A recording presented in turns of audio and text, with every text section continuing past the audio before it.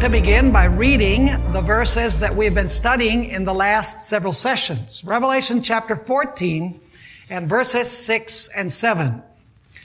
Then I saw another angel flying in the midst of heaven, having the everlasting gospel to preach to those who dwell on the earth, to every nation, tribe, tongue, and people, saying with a loud voice, "Fear God, and give glory to Him, for the hour of His judgment has come.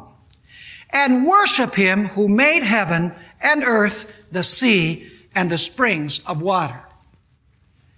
This is the third imperative in the first angel's message that we're going to take a look at in our study today. First imperative is fear God. The second imperative is give glory to Him. And the third, of course, is worship Him who made the heaven, earth, the sea, and the springs of water. Now, the first thing that we want to ask is, who was this Creator that is mentioned in the first angel's message? Well, go with me to Colossians chapter 1, and we'll read verses 15 through 17. Colossians chapter 1 and verses 15 through 17. Here it's speaking about Jesus Christ. And notice what it says.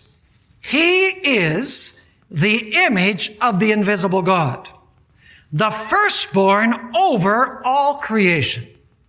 For by Him, that is by Jesus, all things were created that are in heaven and that are on earth, visible and invisible, whether thrones or dominions or principalities or powers. All things were created through Him and for Him. And He is before all things. And in Him all things consist. Now that expression, in Him all things consist, means that He holds creation together. In Him all things hold together.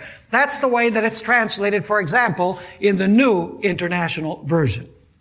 And so the Bible is very clear that the Creator who is mentioned in the first angel's message was none other than Jesus Christ Himself. But now we must ask the question, why does Jesus command us to worship Him? Notice Psalm 95 and verse 6. Here is the motivation or the reason why Jesus calls upon us to worship Him. It says in Psalm 95, verse 6, "O come, let us worship and bow down. Let us kneel before the Lord, our Maker." So the motivation for worship is the fact that He is the Creator and we are His creatures. Worship is due from us because we were created by Jesus Christ. Let's notice one other verse that speaks about the motivation for worship. Nehemiah chapter 9 and verse 6. Nehemiah 9 and verse 6.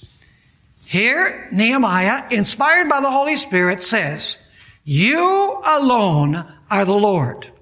You have made heaven, the heaven of heavens, with all their host, the earth and everything on it, the seas and all that is in them, and you preserve them all." Notice the similar idea to Colossians chapter 1. He's also the preserver, or the one who holds everything together. And now notice how verse 6 ends. The host of heaven, what? The host of heaven worships you. So what is the motivation for worship? The fact that God alone is the Lord, and He made the heavens and everything that is in them. Now, in order to understand the first angel's message then, we have to go back to the story of creation. Because the first angel's message says the reason why you're supposed to worship Jesus or worship God is because He's the Creator. So the first angel's message obviously sends us back to Genesis, to the story of creation. In other words, we cannot understand the first angel's message without going back to Genesis chapter 1 and also chapter 2.